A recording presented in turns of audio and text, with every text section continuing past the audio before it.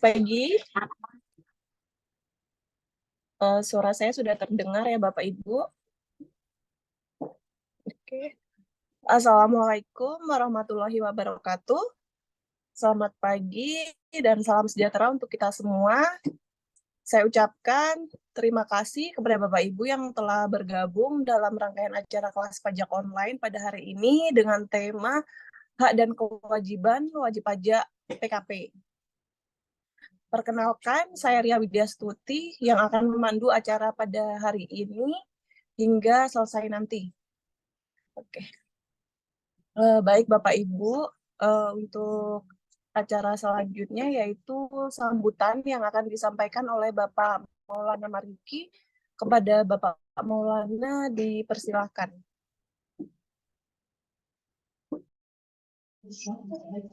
Sudah kelihatan ya, Ria ya. Izin Bapak Ibu semua, sebelum memulai acara ini, saya ada sedikit pantun. Paling enak semangga kebuni, dimakannya di pinggir kolam. Sebelum saya memulai acara ini, izinkan saya mengucapkan salam. Assalamualaikum warahmatullahi wabarakatuh.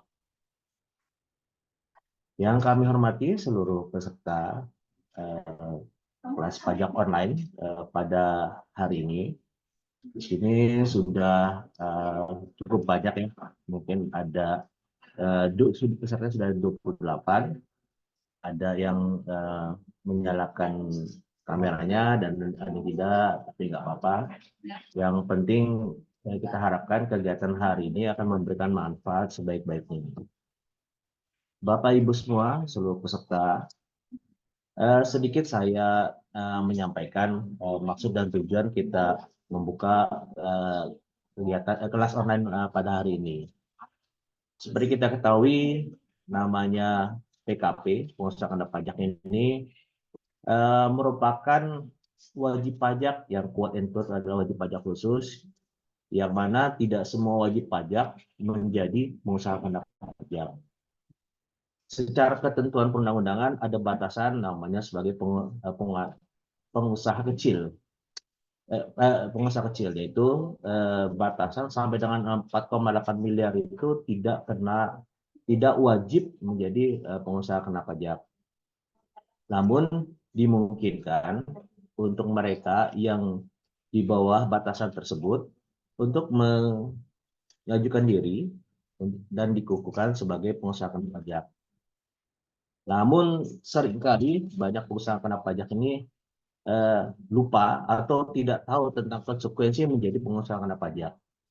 Seperti dijelaskan tadi, yang sebagaimana wajib pajak yang khusus itu batasan ada.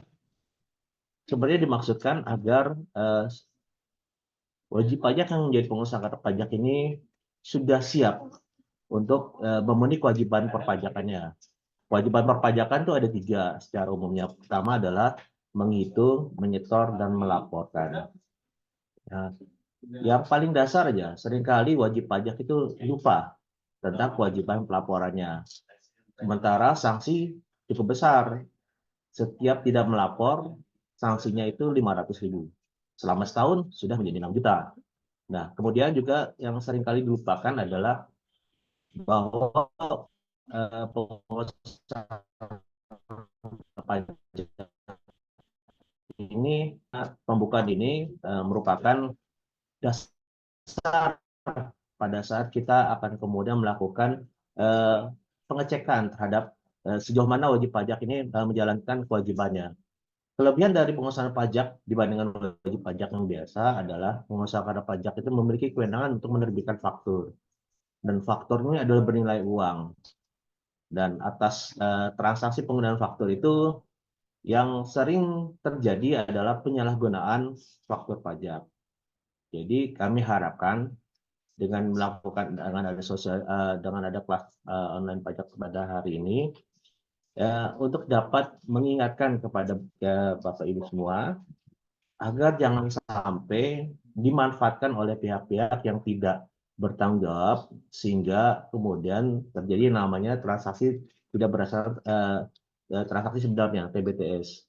Sehingga yang konsekuensi yang lebih lanjut itu yang eh, paling sangat ingin kita hindari adalah terkait dengan konsekuensi pidana. Mungkin itu sedikit pembukaan dari saya. Saya harapkan bahwa pada kegiatan hari ini Bapak Ibu semua dapat menggali lebih lanjut tentang apa-apa saja yang perlu diketahui khususnya sebagai pengusaha kena pajak. Di sini sudah ada beberapa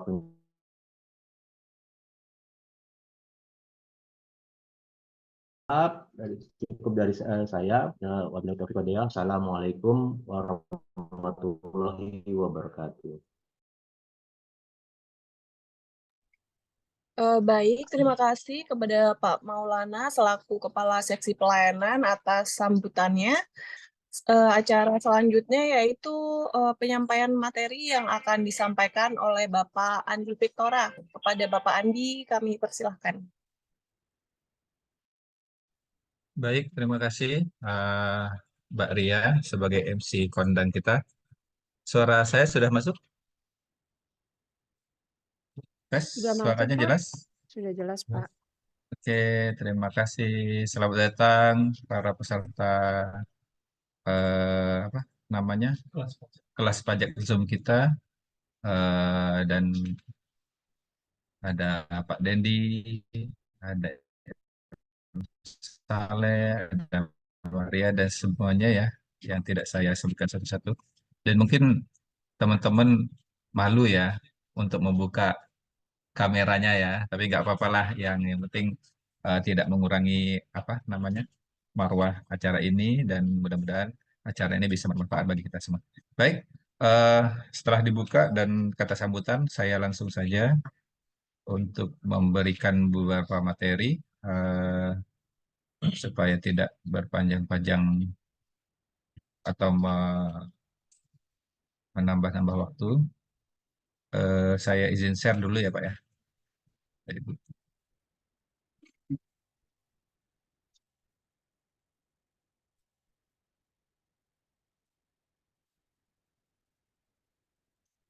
Oke, terlihat teman-teman share-nya? Oke, baik, baik. Eh, tema kita pada Zoom, kelas pajak Zoom saat ini adalah pengusaha kena pajak, baik itu kewajiban atau haknya sebagai pengusaha kena pajak. Baik, secara umum di kesempatan ini hanya mengulas ya. Jadi beberapa beberapa part atau beberapa subbagian memang harus ada Zoom khusus. Contohnya kayak pembuatan faktur atau pelaporan itu kayaknya harus di Zoom yang benar-benar subtemanya itu karena butuh waktu yang panjang gitu kan. Jadi yang pertama itu NPWP ya pasti ya pendaftaran NPWP mungkin saya tidak terlalu banyak bahas karena ya kalau PKP ya harus daftar NPWP dulu ya. Kemudian di pengusaha kena pajaknya mungkin kita akan mengulas tentang pengukuhan PKP-nya, kemudian aktivasi akun PKP-nya. Nah, pembuatan fakturnya mungkin kita coba ulas sedikit tanpa praktek ya. Kemudian pelaporan PPN-nya juga. Kemudian yang terakhir itu pencabutan PKP bagi pengusaha-pengusaha kena pajak yang tidak punya syarat-syarat PKP-nya sudah tidak terpenuhi lagi, baik subjek maupun objeknya. Oke, oke. Nih, pengukuhan PKP. Jadi di pembukaan sudah dibahas atau di apa? Di review lah sedikit bahwa untuk pengukuhan PKP itu sebenarnya ada batasnya. Jadi kewajiban melaporkan usaha untuk dikukuhkan sebagai PKP paling lambat atau paling lama akhir bulan berikutnya setelah bulan saat peredaran bruto atau penerimaan brutonya melebihi 4,8.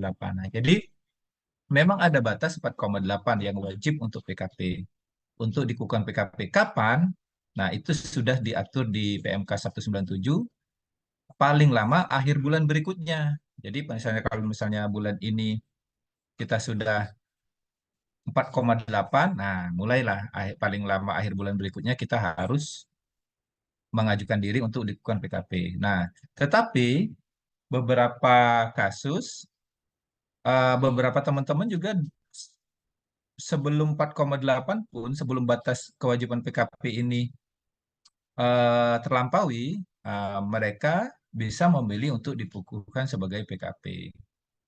Nah, jadi bisa walaupun sebelum 4,8 bisa dikukuhkan sebagai PKP dengan alasan-alasan yang tertentu. Oke. Nah, ini pengukuhan PKP. Nah, wajibnya itu untuk pengusaha, kecuali pengusaha kecil. Nah, pengusaha kecil itu secara umumnya adalah pengusaha yang omsetnya di bawah 4,8. Nah, boleh juga selain pengusaha ini adalah pengusaha kecil yang memilih. Nah, yang tadi kan memilih untuk dikukuhkan PKP atau pengusaha kecil yang bermaksud. Nah, bermaksud sini maksudnya dia dari awal sudah punya maksud untuk menjual barang kena pajak. Contohnya misalnya apa ya contohnya? Apotek lah. Nah, apotek kan dari awal dia sudah tahu barangnya itu atau dia sudah bermaksud dari awalnya sudah menjual obat-obatan yaitu pengusaha yang merupakan barang kena pajak.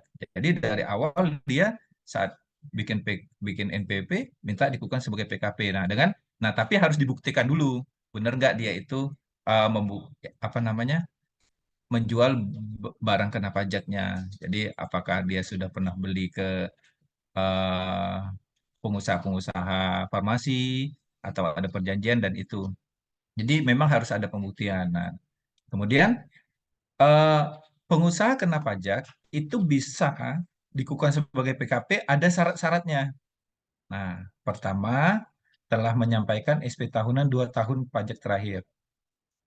Nah, kalau misalnya ini untuk badan atau orang pribadi yang sudah lama punya NPP tapi baru mengukuhkan PKP. Nah, kemudian tidak mempunyai hutang pajak kecuali punya persetujuan mengangsur. Ini nanti kalau misalnya ada angsuran atau SK angsuran ini boleh. Nah, kemudian pengurus dan pemimpinnya ketentuan 1 dan ketentuan juga ketentuan 1 dan ketentuan 2 ini juga terpenuhi. Jadi pengurus juga SPT 2 tahun terakhirnya sudah terlapor dan tidak mempunyai hutang pajak. Nah, kemudian bisa diajukan. Nah, dulu bisa diajukan secara elektronik, cuman sekarang sudah ditutup karena tidak berlaku lagi sejak keadaan kahar COVID-19 itu juga tidak berlaku lagi ya. Jadi semuanya harus datang ke kantor dan mengisi formulir. Nah, kemudian ternyata pengukuhan PKP itu selain tertulis pengajuan ke kantor juga secara jabatan. Nanti kita lihat ya, secara jabatan bagaimana. Dan caranya itu mengisi dan menyampaikan formulir dan melampirkan formulir yang disyaratkan. Nah, jadi ada formulir khusus yang biasanya teman-teman itu bisa download atau bisa minta di kantor. Kemudian ada formulir-formulir atau dokumen-dokumen yang disyaratkan. Apa yang disyaratkan? Nah, ini. Nah, syarat-syarat pengukuhan PKP-nya ini. Nah, jadi untuk orang pribadi, mungkin yang saya lansir Orange itu yang paling banyak ya. Jadi kalau untuk orang pribadi, boleh nggak jadi PKP? Jawabnya boleh. Tinggal apa namanya melampirkan fotokopi KTP atau fotokopi kitas atau kitab bagi WNA. Tapi syarat yang di awal tadi tetap berlaku ya, tidak punya hutang dan SP tahunnya sudah dilapor dalam 2 tahun terakhir. Kemudian ini warisan belum terbagi, ini jarang. Nah badan ini paling sering ya. Jadi fotokopi akte pendirian dan perubahan, fotokopi KTP dan NPP seluruh pengurus bagi WNI. Nah, jadi seluruh pengurusnya dilampirin. Nah, fotokopi paspor atau kitas atau kitab bagi WNA. Nah, ini juga tetap ya, pengurusnya juga pelaporan SPT-nya 2 tahun terakhir sudah terlapor dan tidak punya hutang pajak. Nah, sama. Jadi ketentuan ini adalah formalnya baru boleh bisa mengajukan PKP dan ini adalah dokumen-dokumen syaratnya. Dan ini di sistem kita itu sudah terlock. Jadi kalau misalnya ada pengurus yang belum aktif atau belum lapor SPT tahunannya, itu tidak bisa dilanjutkan pengukuhan PKP itu. Jadi kewajiban kewajiban pengurusnya itu harus dipenuhi dulu. Jadi secara aturannya sudah ada dan sistem kita juga sudah membaca aturan itu atau dengan kata lain sudah memfilter sesuai dengan aturan tersebut. Jadi kalau misalnya ada yang tidak sesuai dengan aturan, sistem kita juga akan terlock. Contohnya tadi misalnya ada pengurus yang belum lapor SPT kayak gitu kayak gitu. Jadi pengukuhan PKP-nya akan terhambat gitu dan tidak akan bisa dilanjutkan sampai dengan syarat-syarat formal tadi dipenuhi. Kemudian untuk cabang sama ya, surat keterangan mirip-mirip juga. Yang penting ada surat keterangan sebagai cabang atau surat keterangan penunjukan bagi BUT. Fotokopi pimpinan cabang dan sama untuk WNA kitab sama kitasnya ada. Untuk JO juga seperti ini, mirip-mirip juga. Dan pada intinya itu yang membedakan itu yaitu pendirian, akte pendirian atau akte pendudukan cabang. Kalau yang lainnya hampirnya sama. Jadi ada identitas pengurusnya harus dilampirkan. Oke, kita lanjutkan. Nah, ini dokumen syaratnya. Jadi beberapa kasus pengurus itu apa ya sering menjadi perdebatan. Ternyata di aturan di PMK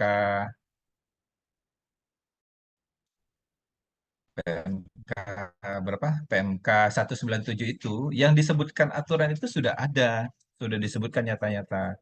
Yang disebut pengurus ya, yang disebut pengurus. Nah, orang-orang pengurus inilah yang bisa mengajukan atau sebagai wakil pengusaha atau perusahaan yang bisa mengajukan pengukuhan PKP. Nah, satu pengurus itu nyata-nyata mempunyai wewenang ikut menentukan kebijaksanaan dan atau mengambil keputusan dalam menjalankan perusahaan. Jadi ini pengurus itu secara umumnya itu. Nah, kedua, namanya tercantum dalam SPT. Nah, jadi hati-hati teman-teman atau bapak-bapak, ibu-ibu memasukkan nama di pengurus SPT karena itu akan berefek ke PKP. Jadi kadang kan beberapa teman-teman kan namanya tidak lengkap lah atau yang NPW nggak ada. Nah, ini berefeknya di sini. Jadi namanya itu tercantum dalam SPT. Oke. Nah, kalau tidak tercantum dalam SPT, harus menyerahkan fotokopi surat pengangkatan pengurus yang bersangkutan atau surat keterangan dari pimpinan yang berwenang dalam hal nama tidak tercantum dalam SPT. Nah, di kita juga nama-nama pengurus ini sudah terregister. Jadi kalau misalnya nama ini jadi pengurus itu pada saat pengukuhan itu terlihat, oh ini benar nama pengurusnya sudah terregister di sistem kita. Nah, jadi ini akan berefek ya. Jadi beberapa beberapa pengukuhan PKP ini kadang terhambat di sini. Jadi pengurus itu ini. Jadi inilah orang-orang yang bisa sebagai wakil perusahaan yang bisa mengajukan atau wakil pengusaha yang bisa mewakili perusahaannya untuk mengukuhkan perusahaan sebagai PKP. Oke, singgung tadi pengukuhan PKP itu ada yang permohonan, ada yang jabatan. Nah, kalau permohonan tadi ya penelitian administrasi, jadi sudah dapat tadi dokumen-dokumen syaratnya, terus syarat-syarat formalnya yang tidak punya hutang dan sudah lapor SPT tadi sudah, nanti diteliti oleh administrasi administrasi administrasinya oleh petugas TPT. Nah, kelengkapan dokumennya sudah. Nah, keputusannya kalau sudah lengkap semua, itu cuma 1 hari. Jadi PKP itu kalau lengkap 1 hari jadi. Jadi 1 hari, intinya bisa ditunggu lah kalau misalnya tidak ada masalah gitu kan. Formulir lengkap, cap tanda tangannya lengkap, dokumennya syaratnya lengkap, terus kan syarat-syarat formalnya tadi lengkap. Nah, jadi PKP bisa dikukuhkan saat itu juga. Nah, permohonan PKP juga bisa sekaligus untuk memohon aktivasi akun PKP-nya. Nah, ini yang berefek ke sertifikat elektronik. Nanti kita ke sana ya. Jadi, permohonan PKP diproses dulu, baru setelah itu mengajukan permintaan aktivitas akun PKP. Nah, kalau tidak memenuhi syarat, pencabutan PKP secara jabatan. Nah, kemudian pengukuhan PKP ternyata juga bisa secara jabatan.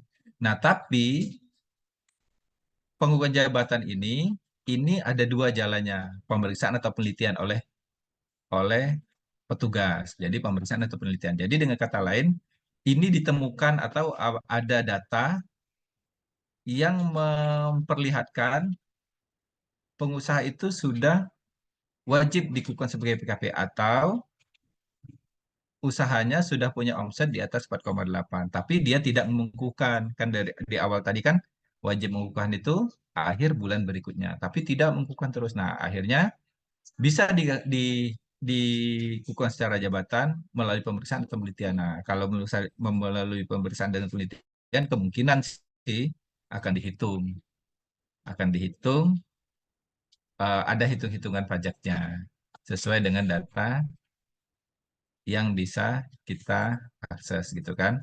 Oke. Nah, ini juga tidak perlu dimungkinkan juga tidak perlu dokumen-dokumen pendukung karena kan melalui jalur pemeriksaan atau penelitian. Oke, jadi teman-teman kalau yang sudah 4,8 daripada dikukuhkan secara jabatan melalui pemeriksaan lebih baik silahkan untuk mengukuhkan diri secara sukarela.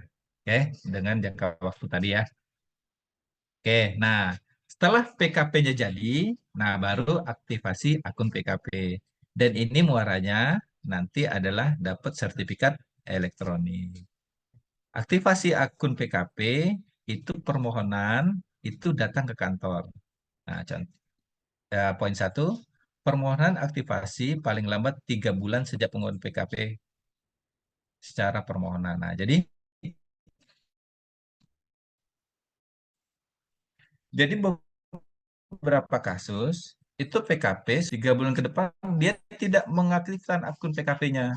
Jadi dia sudah terdaftar sebagai PKP, tidak mengaktifkan akun PKP-nya. Nah, jadi melewati jangka 3 bulan, melewati jangka waktu 3 bulan, pencabutan PKP itu dapat dilakukan secara jabatan. Jadi dihapus lagi yang apa status PKP-nya. Nah, kemudian aktivasi pasti sudah ada pengalaman untuk didatangi oleh petugas-petugas lapangan kita. Biasanya cewek-cewek ya kalau di kita ya. Cewek-cewek. Oke, nah penelitian lapangan dan ini memang ini aturannya. Jadi aktivasi akun PKP itu penelitian lapangan dan membuktikan benar nggak secara aturan itu dia layak sebagai PKP. Nah, jadi pertama itu pengujian keberadaan PKP. Nah, jadi sorry, kursor saya. Oke, nah pertama pengujian keberadaan PKP. Kalau misalnya pada saat penelitian di lapangan itu alamat tidak ditemukan, ya alamat mungkin ditolak, mungkin akun yang aktivasinya. Nah, kemudian pengujian kegiatan PKP. Nah, ini yang tadi saya bilang. Jadi, walaupun beberapa kasus itu eh, teman-teman yang belum 4,8 itu mengajukan untuk dikukuhkan sebagai PKP. Nah, pengujian kegiatan PKP inilah yang kadang teman-teman belum lengkapi. Nah, misalnya intinya pengujian PKP ini ada dokumen-dokumen yang benar-benar memperlihatkan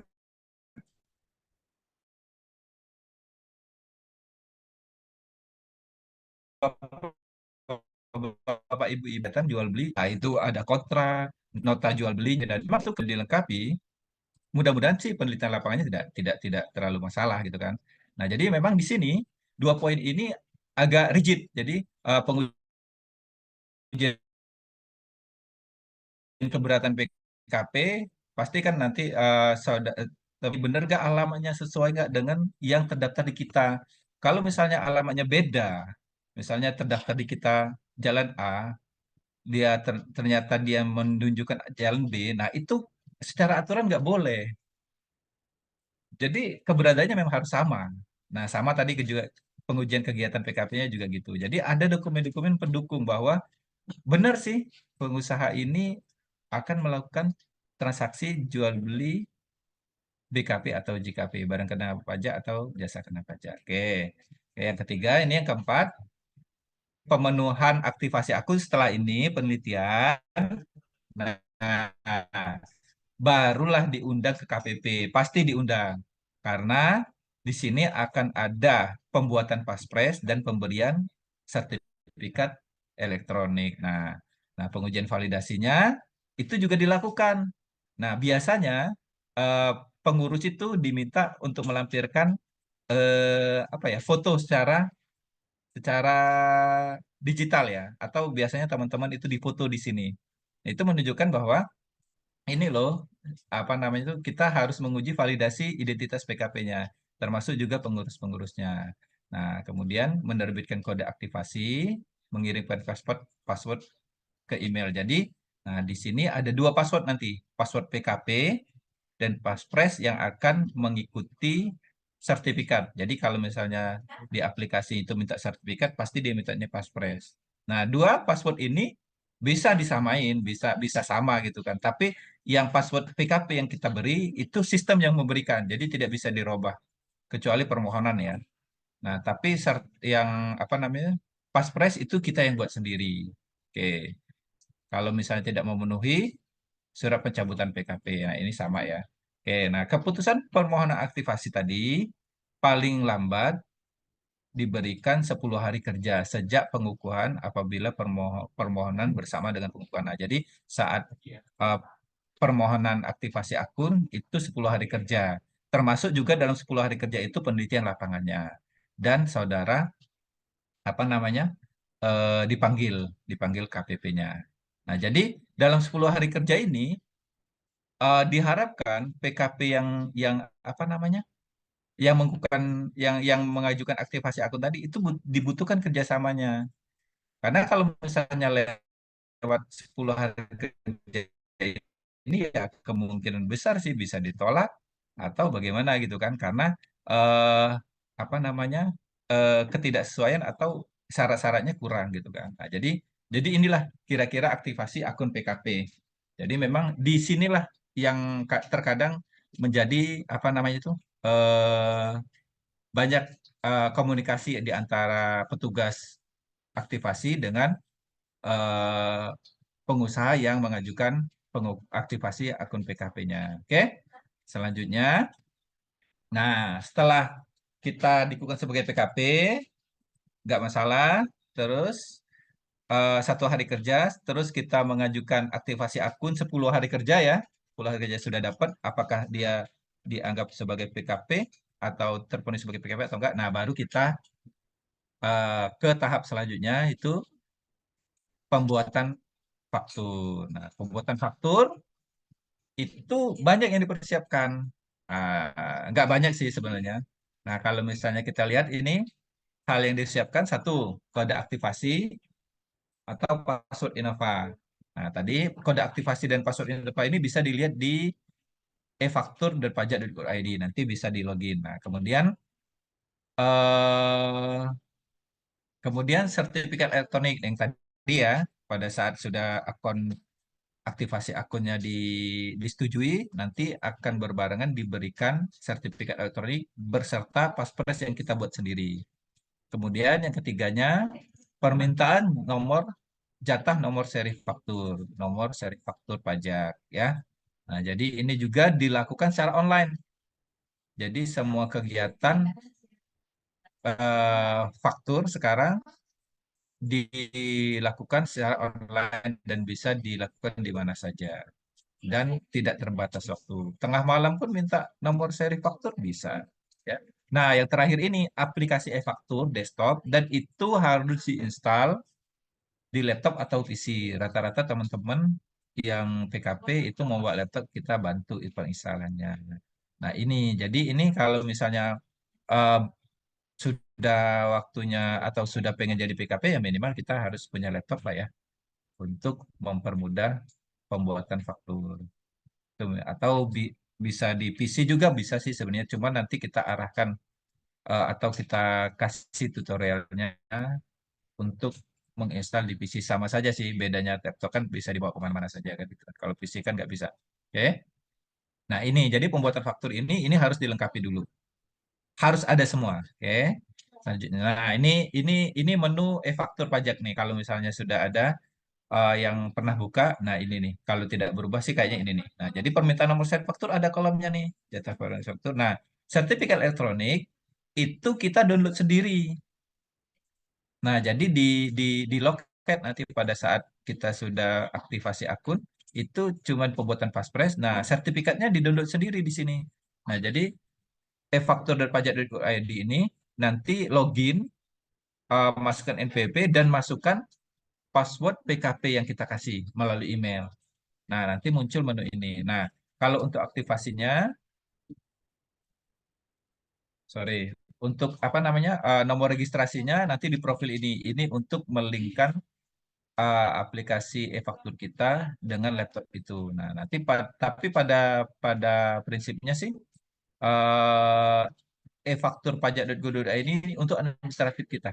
Jadi untuk minta nomor seri faktur, untuk permintaan atau perpanjangan sertifikat digital atau riwayat-riwayat nomor seri faktur di sini semua. Nah, sampai untuk merubah ke laptop lain atau pindah laptop pun di sini kita kerjanya. Nah, ini tampilan e-fakturnya ya. Kalau misalnya nomor seri faktur pajaknya sudah disetujui, ini yang 2021. Nah, nanti ada range-nya dari nomor berapa sampai nomor berapa. Oke. Nah, ini aplikasi e-faktur desktop. Nah, ini tadi ya yang saya sebutkan bahwa aplikasi ini harus diinstal di laptop atau PC. Nah, seri terakhir ada 3.2 dan yang harus dipersiapkan adalah satu, koneksi internet udah sudah pasti ya, sudah pasti koneksi internet. Kedua, NPWP pengusaha kena pajak sudah pasti ada lah. Terus nama pendataan faktur. Nah, ini pengurusnya ya. Dan ini nama pendataan faktur termasuk nama dan NPWP-nya ya.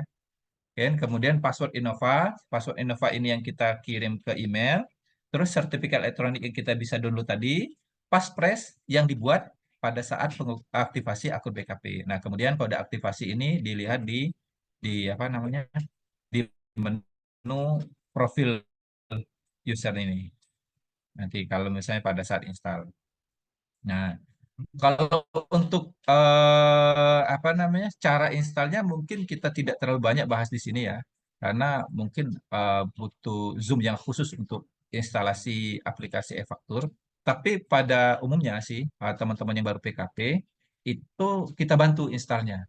Jadi teman-teman yang baru dikukuhkan sebagai PKP boleh dibawa laptopnya ke kita akan bantu apa namanya instalasi aplikasi e-faktur ini. Jadi langsung siap pakai. Asal ini nih yang 1 sampai 7 ini ada. Jadi kalau misalnya minta bantu, siapkanlah password Innovanya, siapkan passwordnya gitu kan. Nanti yang lainnya kita akan bantu. Kalau koneksi internet sih di kita ada WiFi, jadi boleh dimanfaatkan. Oke. Nah, jadi itu. Kemudian, nah ini tampilan tampilan aplikasinya. Ini kalau misalnya sudah di start ya. Nah, aplikasi desktop ini bukan instalasi, tapi dia ekstrak bentuknya nanti folder. Nah, jadi itu bisa dipindahkan atau bisa di apa ya, ditaruh di drive yang menurut Bapak Ibu nyaman lah gitu kan. Nah, jadi dia bukan instalasi. Jadi kalau misalnya kita klik ini 2 kali, dia akan mengekstrak. Nah, filenya itu ini. Nah, kalau misalnya e-text inilah yang untuk buka aplikasinya. Nah, nanti setelah di-linkkan registrasinya, setelah dimasukkan sertifikatnya dengan cara-cara penginstalan lah ya. Nah, itu nanti akan muncul tampilan gini. Jadi ini saya blur ya, nama identitasnya. Jadi nama NPP alamat. Nah, kalau sudah muncul ini, nama NPP alamat login dan seterusnya ini berarti eh, aplikasi e-faktur itu sudah siap pakai. Oke, ini tarif 11% tarif tarif umum ya. Oke. Nah, jadi tadi kita sudah pembuatan faktur, aplikasi desktop. Nah, untuk pembuatan faktur juga kita tidak bahas terlalu mungkin singgung-singgung sedikit aja ya. Mungkin kalau ada teman-teman yang punya pertanyaan atau punya masalah dengan pembuatan faktur, nanti boleh ditanya saja. Masalahnya kalau pembuatan faktur itu akan, ya menurut saya sih harus ada sesi Zoom tersendiri. Karena beberapa pembuatan faktur itu kan terkait dengan kode fakturnya, terkait dengan tata caranya, terkait dengan tarifnya, itu beda-beda. Dan tidak akan mungkin kita masuk dalam satu Zoom. Biasanya pembuatan faktur itu per sesi, misalnya pembuatan faktur untuk gas satu sesinya kayak gitu. Jadi mungkin nanti kita akan buka tanya jawab saja kalau misalnya teman-teman atau bapak-bapak, ibu-ibu punya kesulitan dalam pembuatan faktur ya. Oke, ini untuk aplikasinya, ini tampilannya, pembuatan fakturnya itu di sini. Jadi tadi kita ada Innova, Innova ini untuk administratif ya, situsnya ya. Kedua, ada aplikasi e-faktur. Nah, aplikasi e-faktur ini pada saat kita install itu juga akan meminta username dan pembuatan password. Nah, jadi kalau dihitung ada password PKP yang kita beri, password Passphrase ya, yang Bapak Ibu buat sendiri saat aktivasi akun PKP. Nah, password satu lagi dan username itu di aplikasi e-faktur. Dan ini harus diingat ya. Jadi kalau misalnya ada dokumen-dokumen untuk penyimpanan entah foto apa itu baik-baiklah disimpan atau diingat yang baik-baik. Karena beberapa kejadian di aplikasi e-faktur ini, kalau misalnya lupa username sama sama password, itu mau nggak mau itu aplikasinya diinstal ulang. Dan efeknya diinstal ulang aplikasi itu jadi kosong. Jadi rekaman-rekaman atau riwayat-riwayat faktur-faktur yang kita buat itu menjadi hilang.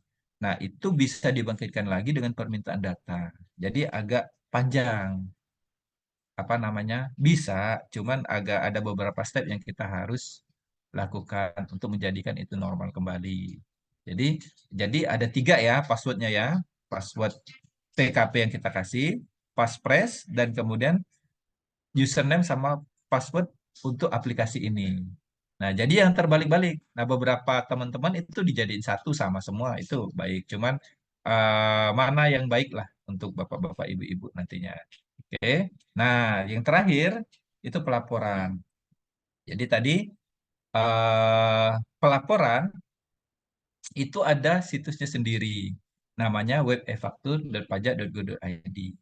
Nah, jadi e-faktur lumayan banyak juga ya. Satu, ada Innova, situsnya ya.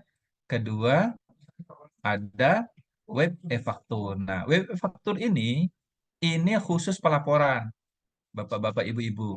Nah, jadi apapun yang kita buat di aplikasi e-faktur, kalau sudah approve, dia otomatis akan masuk di situs ini, web e-faktur. Nah, jadi cara aksesnya sama NPWP sama akun apa namanya akun PKP-nya, password password PKP-nya yang kita kasih. Nah, login. Nah, bedanya di browser Bapak Ibu-ibu itu harus sertifikat elektroniknya itu diinstal di browsernya. Jadi dia aplikasi ini akan membaca sertifikat. Jadi kalau misalnya di browser itu tidak ada sertifikat, dia tidak akan bisa login.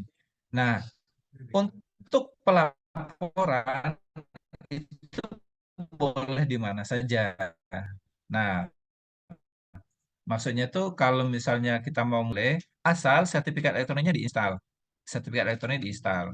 Nah, jadi bisa di mana saja, dia tidak berefek. Nah, bedanya dengan aplikasi e-faktur tadi yang kita instalkan, itu hanya bisa dibaca di satu laptop atau di satu PC. Jadi itu fitur keamanannya.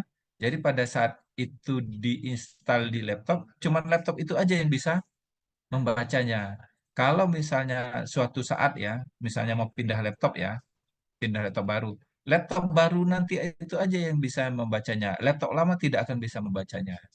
Begitu. Nah, jadi itu fitur keamanannya. Jadi yang pada intinya fitur keamanan paling penting itu passphrase, sertifikat elektronik dan passphrase.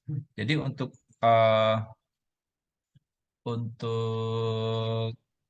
mengapprove atau approve ya, approve semua kegiatan itu, dia pasti minta sertifikat elektronik. Sertifikat elektronik itu kalau kata lain sih tanda tangan elektronik lah gitu kan. Nah, jadi itu memang identitas penandatangan fakturnya nanti. Oke. Nah, ini pelaporan PPN. Nah, pelaporan PPN itu lebih mudah ya. Mungkin nanti kita juga ke depannya akan bahas ini bagaimana pelaporan PPN secara praktek ya, secara praktek, dan itu lebih mudah karena tinggal tinggal membuka ini dan menunya tuh cuman ada beberapa, kalau nggak salah menu cuman melihat, cuman melapor. Nah, itu semua yang kita kegiatan yang kita lakukan di e-faktur, aplikasi e-faktur desktop ini, misalnya pembatalan, pembuatan faktur atau perubahan, perubahan ya, fakturnya gitu kan, itu akan masuk otomatis di aplikasi e-faktur ini, web e-faktur. Jadi di sini tinggal lapor aja. Nah, nanti ada menu posting dan itu posting itu juga sebenarnya sebelum dilapor itu bisa dihapus, terus diposting lagi nggak masalah. Yang penting dia belum dilapor. Nah, jadi eh, ini menu untuk pelaporannya, web e-fakturpajak.go.id, aplikasi e-faktur desktop masukannya. Nah, yang e-fakturpajak.go.id ini untuk administratifnya. Jadi ada 3 ya. Sama dengan password tadi ya, password juga ada 3 tadi ya. Oke. Nah, pelaporan PPN itu akhir bulan berikutnya ya, diingat ya. Dan ini agak krusial karena lumayan. Dendanya itu lumayan karena dendanya itu 500.000 setiap bulannya apabila terlambat atau tidak lapor, terlambat atau tidak lapor ya. Jadi dendanya 500.000. Nah, kasihan kalau misalnya ada beberapa yang mungkin eh, pengusaha PKP-nya itu ternyata belum belum punya kegiatan atau belum punya jual beli lah gitu kan, kegiatan jual beli BKP atau JKP, ternyata dia lalai pelaporannya. Jadi mau nggak mau KPP punya wewenang untuk menerbitkan denda ini. Oke. Jadi ini yang diingat. Jadi akhir bulan berikutnya. Jadi kalau misalnya ini bulan Desember, lapornya itu Januari bulan depan, akhir Januari tahun depan. Kalau ini Desember ya. Jadi memang space-nya sebenarnya banyak ya. Space-nya itu 1 bulan. Waktu penyetorannya itu juga 1 bulan ya. Cuman ya mungkin beberapa kasus itu teman-teman lalai gitu. Atau yang paling banyak masalah itu terkait dengan terkait dengan password. Nah, jadi beberapa teman itu sering mungkin ada perubahan yang mengurus atau perubahan stafnya, password-passwordnya itu kadang tidak terasipkan dengan baik. Nah, jadi kadang itu gara-gara lupa password malah tidak bisa melaporkan. Jadi diingat ya password-passwordnya itu harus diarsipkan dengan baik. Oke. Nah, kemudian pada suatu ketika, apakah pengusaha itu bisa pencabutan, melakukan pencabutan PKP kalau misalnya omsetnya di bawah 4,8? Mungkin ya kita tidak berdoa ya, tapi beberapa PKP mungkin omsetnya itu turun gitu kan. Atau dia tendernya selesai, jadi dia tidak punya kegiatan lagi gitu kan. Misalnya tendernya 2 tahun gitu kan, udah selesai, nggak ada kegiatan lagi. Nah, jadi dengan kata lain, PKP-nya itu tidak diperlukan lagi gitu kan. Nah, jadi pengusaha PKP, pengusaha kena pajak itu boleh mengajukan pencabutan pengukuhan PKP. Nah, jadi caranya itu boleh pakai permohonan, ini sudah pasti ya permohonan, dilengkapi dokumen pendukung dan diajukan ke KPP tempat diadministratifkan. Jadi tidak semua KPP. Jadi pada saat pengusaha kena pajak itu terdaftar di mana, nah disitulah dia mengajukan pencabutan penguatan PKP. Nah, Kemudian boleh juga ke secara jabatan. Jadi secara jabatan ini berdasarkan penelitian kita ya. Nah, jadi yang paling ini, apakah ada yang mengajukan pengajukan PKP? Banyak. Kadang di beberapa waktu terakhir itu malah antri gitu kan, karena terlalu yang banyak yang mengajukan pencabutan penggunaan PKP. Oke. Nah, pencabutan penggunaan PKP itu, nah secara elektronik udah nggak bisa ya. Jadi secara tertulis, nah nanti diberikan BPE di BPE atau BPS, bukti penerimaan. Sebentar, maaf. Oke. Nah, kalau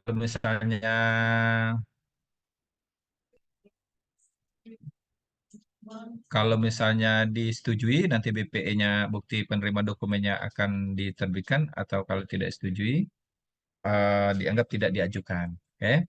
Nah, nanti bagaimana pencabutannya? Ini ada formulir khusus, jadi tidak perlu membuat formulir-formulir atau surat-surat yang tersendiri ya. Jadi mengisi dan menandatangani formulir pencabutan pengukuhan pengusaha kena pajak. Jadi ini ada formulir yang sudah baku dari kita. Nah, sama kayak pengukuhan PKP tadi, formulanya sudah baku juga. Jadi tidak perlu kita membuat permohonan secara tertulis dengan kata-kata sendiri ya.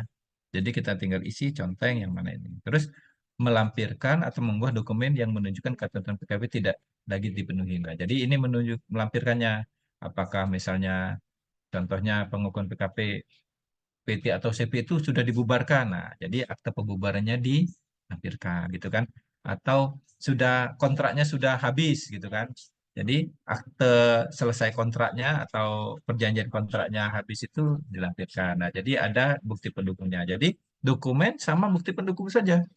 Nah, pencabutan pengukuhan PKP itu paling lama 6 bulan dan dilakukan pemeriksaan. Pemeriksaannya pemeriksaan PPN saja ya, bukan Olteksis. Jadi pemeriksaannya itu pembuktian bahwa benar nggak subjek dan objek PKP-nya itu sudah tidak terpenuhi. Jadi uh, pasti nanti ada tim-tim atau petugas kita yang akan memverifikasi. Oke. Nah, jadi waktunya 6 bulan. Waktunya 6 bulan. Jadi dalam 6 bulan itu pasti ada tindakan verifikasi pemeriksaannya. Oke. Kemudian KPP memberikan keputusannya. Keputusannya boleh menerima atau menolak. Kalau menerima, surat pencabutan pengukuhan PKP-nya diterbitkan. Kalau ditolak, menerbitkan penolakan pencabutan pengukuhan PKP dan WP tetap berstatus sebagai PKP. Oke, pencabutannya. Nah, ini kalau pencabutannya secara jabatan. Nah, secara jabatan ini penelitian kita ya, pada umumnya penelitian kita. Oke. Nah, contohnya tadi yang secara jabatan adalah WP yang di depan tadi, WP yang 3 bulan, nih sudah akun PKP-nya aktif setelah 3 bulan. Sorry, dia sudah terdaftar sebagai dikukuh sebagai PKP, tapi 3 bulan, selama 3 bulan itu tidak melakukan aktivasi akun. Nah, jadi ini salah satunya bisa atau dapat dicabut pengukuhannya secara jabatan. Oke. Nah, tinggal sedikit ya. Eh, Nah, pada saat pencabutan pengukuhan PKP ini secara jabatan, wajib pajak punya hak juga untuk pembatalan pencabutan. Jadi kalau misalnya kita dapat surat pencabutan pengukuhan secara jabatan, nah dalam 1 bulan WP itu bisa mengajukan klarifikasi. Nah, untuk membatalkan. Nah, ternyata saya ini ke depannya memang masih memakai PKP ini. Mungkin 1 bulan ini atau 2 bulan ini aja tidak ada kegiatan. Tapi ke depannya pasti saya tetap pakai. Nah, boleh mengajukan klarifikasi dengan bukti pendukung. Nah, jadi kalau misalnya klarifikasi itu dikirim ke kita, nah nanti akan diteliti ulang, dilakukan penelitian. Nah, jadi kalau misalnya klarifikasi WP itu diterima, nah nanti PKP-nya akan aktif lagi. Tapi kalau menolak, ya tetap PKP-nya dicabut, status PKP-nya. Oke? secara umum itu yang bisa saya sampaikan, Bapak-bapak, Ibu-ibu. Jadi, eh, eh, mungkin administratifnya ini yang bisa saya sampaikan.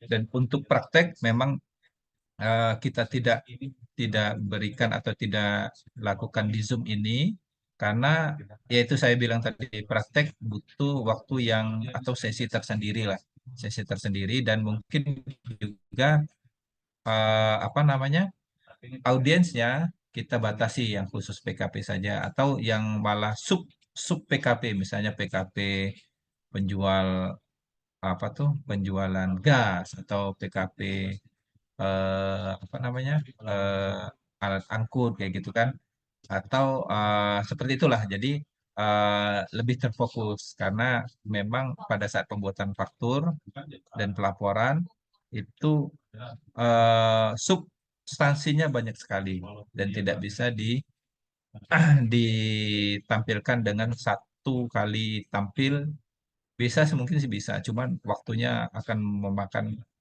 banyak sekali. Baik, sementara itu yang bisa saya sampaikan kepada bapak-bapak, ibu-ibu. Eh, Kalaupun ada yang bisa ditanggapi atau ada permasalahan yang bisa kita jawab, boleh mengajukan pertanyaan. Kalaupun saya tidak bisa menjawabnya, mungkin ada beberapa teman-teman kita yang sama-sama penyuluh yang bisa menjawabnya. Terima kasih. Saya kembalikan ke MC kita, Mbak Ria. Terima kasih. Selamat pagi semuanya. Oke, baik. Terima kasih kepada Bapak Andi atas penyampaian materinya. Selanjutnya yaitu kita masuk ke acara sesi tanya jawab. Kepada Bapak Ibu yang mungkin ingin bertanya dipersilakan untuk raise hand atau bisa juga mengirimkan melalui kolom chat ya Bapak Ibu. Apakah ada yang ingin bertanya Bapak Ibu?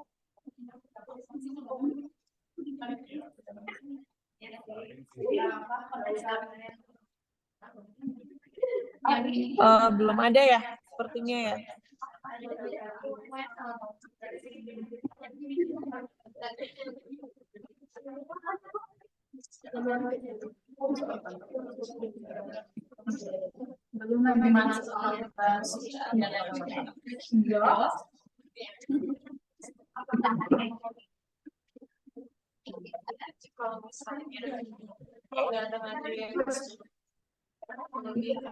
Di set nomor itu aja, nomor pertanyaan. Di set nomor HP aja. Baik, silahkan kalau misalnya ada yang bertanya atau boleh via chat atau raise hand. Atau kalau misalnya yang masih merangkai kata-kata atau belum ada ide yang bertanya, nanti kita share aja eh, nomor nomor apa? Nomor layanan WhatsApp kita ya. Jadi boleh Bapak Ibu bertanya ke sana. Nanti mudah-mudahan kita akan jawab juga melalui itu. Oke. Dan biasanya pertanyaan itu yang terkait dengan ya kesulitan-kesulitan entah bikin fakturnya atau apalah ya.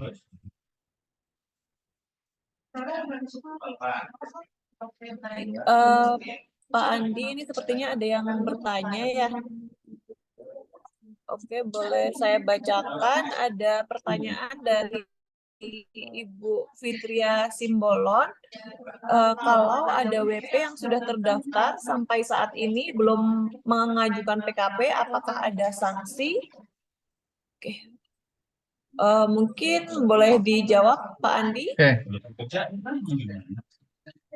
Oke, Ibu Fitria Simbolon. Jadi kalau misalnya WP sudah terdaftar PKP, jadi kewajiban pelaporannya itu sudah melekat. Sebenarnya kayak gitu. Nah, cuman ini nanti bisa dikonfirmasi lagi ke ya Ibu Fitria. Boleh?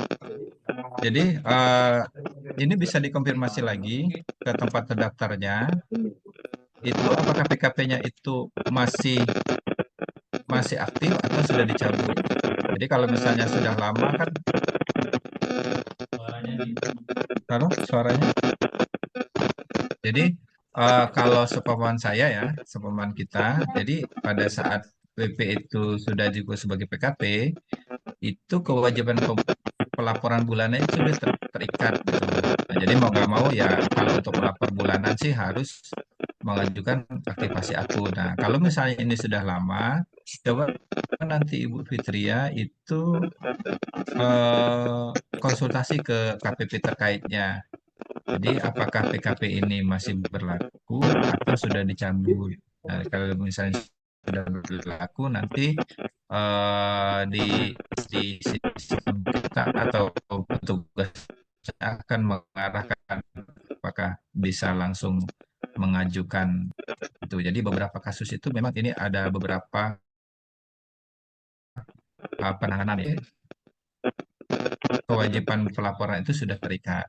Begitu. Nah, kalau sanksi sih memang punya wewenang, cuman kalau misalnya belum diterbitkan ya nggak perlu bayar, gitu kan. Jadi kalau misalnya sanksi itu kan harus diterbitkan dulu. Oke, begitu kira-kira.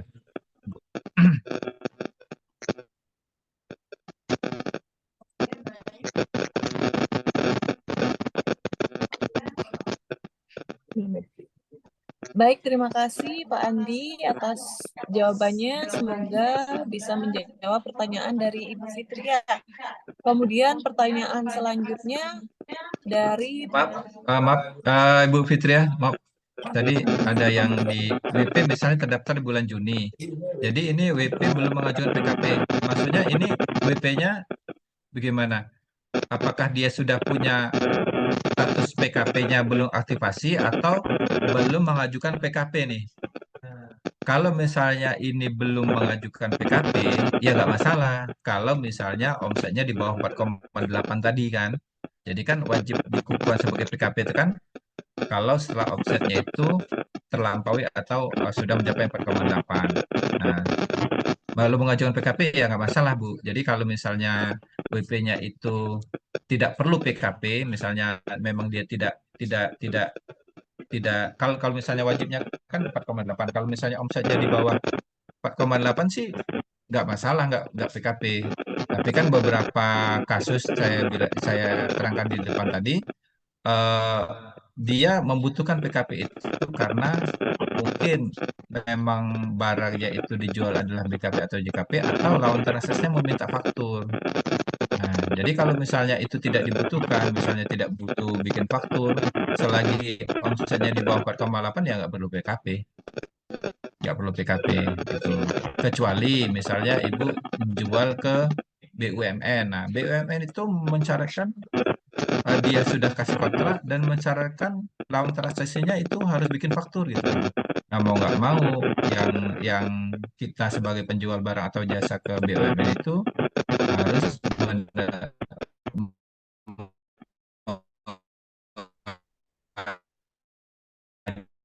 di PKP. Tapi kalau menurut bukan sebagai PKP, jadi kewajiban PPN-nya tidak ada, cuman aja sudah PKP. Jadi ada ya pengukuhan PKP sama aktivasi akun ya. Pengukuhan PKP itu mengajukan aktivasi akun itu untuk WP yang sudah PKP. Nah, untuk bisa melaporkan, nah dia harus aktivasi akun gitu. Jadi objeknya itu beda ya. Jadi kalau untuk PKP itu adalah batasan tadi, tapi kalau aktivasi akun itu memang WP-nya sudah PKP. Begitu ya, Bu Fitria ya.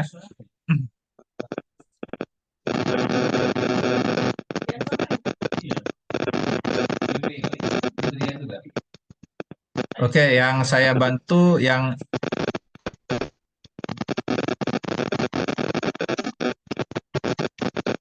suaranya ini ya, kresek-kresek ya. Oke. Ada yang ada WP-nya itu di. Oke, baik. Yang dari Pak Wahyu ya. Selamat pagi Pak, izin bertanya perihal pelaporan SPT PPN. Saya ada kasus tentang pelaporan PPN lebih bayar. normalnya dikompensasikan ke massa yang massanya tidak diisi atau kosong ketika pembetulan. Tapi tidak bisa dikarenakan normalnya kompensasinya diisi dengan massa 00. Bagaimana Pak? Ini gimana nih? Saya mencernanya nih. Saya ada kasus pelaporan PPN lebih banyak. Normalnya dikompensasi ke massa yang massanya tidak diisi atau dikosongkan. Oh, gini Pak. Jadi kompensasi itu ada dua memang kolomnya pada saat lebih bayar. Jadi kompensasi ke masa berikutnya atau kompensasi ke masa yang kita inginkan.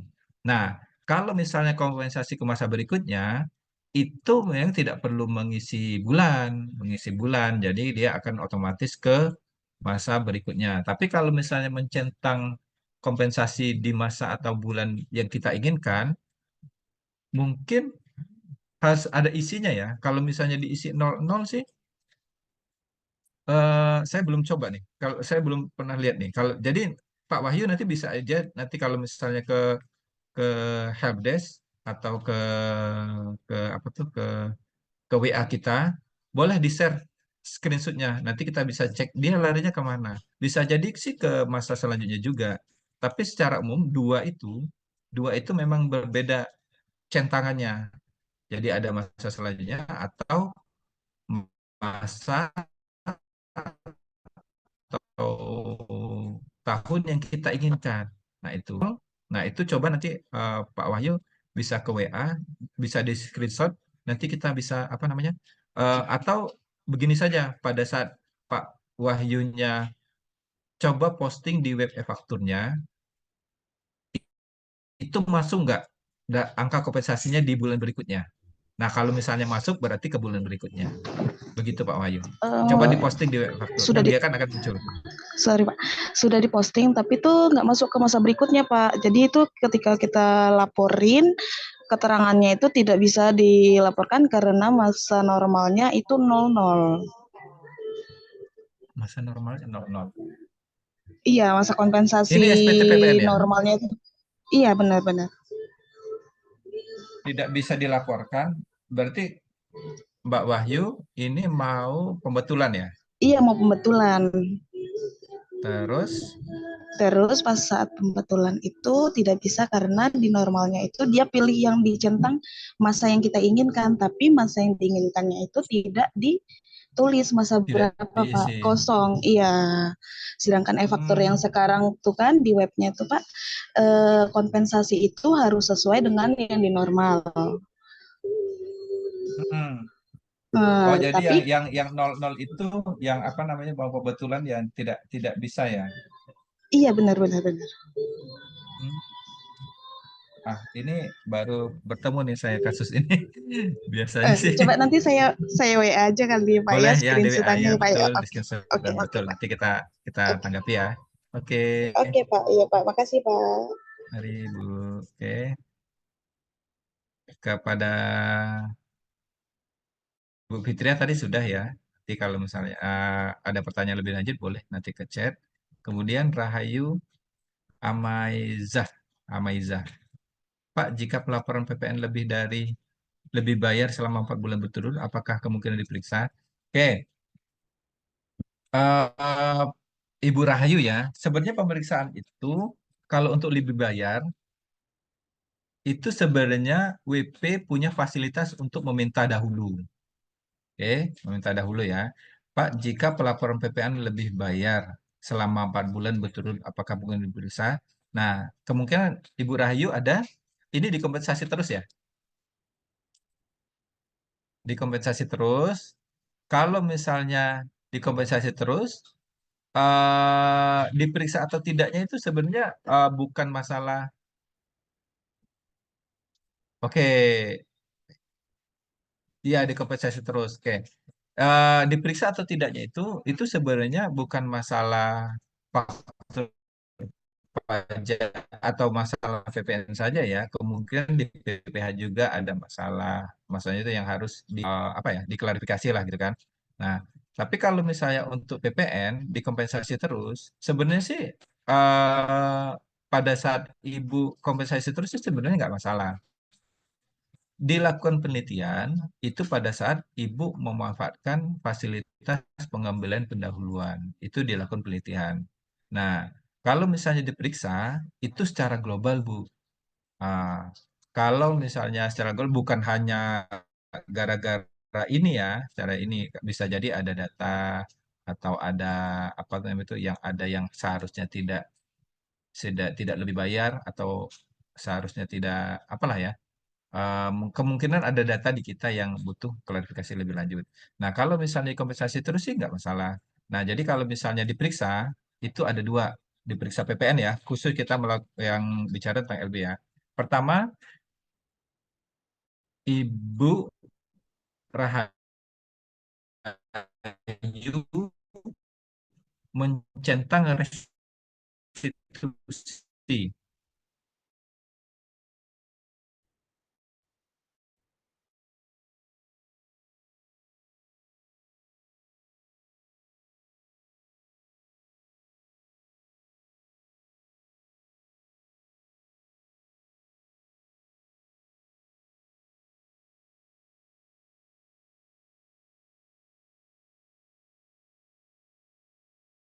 Diminta. Nah, kedua itu fasilitas, fasilitas. Nah, kemungkinan fasilitas itu diperiksa kembali, iya, bisa jadi karena fasilitas itu tidak melihat dokumen, tapi secara formal saja.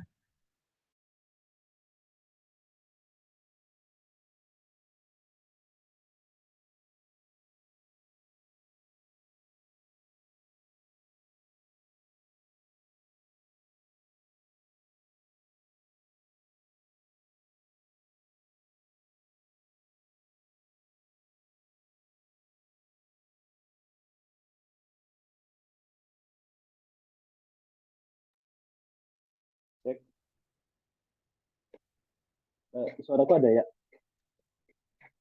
Cek, cek.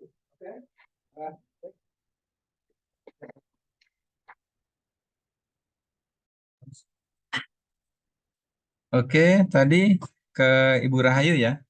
Saya sambung di sini. Yang Zoom saya ada masalah. Oke. Nah, tadi yang saya bilang tadi, kalau misalnya itu centangannya itu restitusi, itu pasti diperiksa. Kemudian kompensasi nggak masalah kan? Nah, kalau misalnya mengajukan fasilitas pengambilan pendahuluan, itu akan diteliti. Nah, tapi penelitian itu ada yang diterima, ada yang ditolak. Nah, kalau misalnya penelitian itu ditolak, itu akan lari ke pemeriksaan juga. Nah, jadi kalau misalnya kompensasi terus sih nggak masalah. Oke ya, kalau misalnya kita bicara tentang PPNLB saja, gitu. Tapi kalau misalnya pemeriksaan all taxes dan lain sebagainya kan ada PPh-nya, ada portfolio-nya, kita tidak ke ranah sana ya. Jadi itu ya, Bu Rahayu ya, kalau misalnya untuk LB, itu kemungkinan diperiksanya itu, satu, centangannya itu restitusi, kedua, centangannya itu pengambilan pendahuluan, tetapi pengambilan pendahuluannya itu ditolak. Ditolak, atau dengan kata lain pengembangan tidak diberikan, nah itu nanti diuji lagi ke pemeriksaan. Begitu. Oke?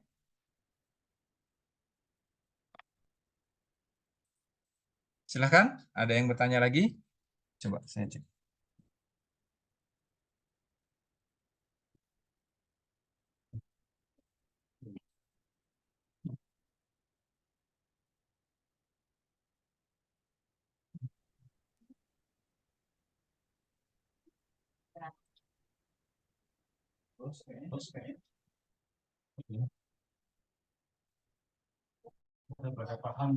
Oke, baik.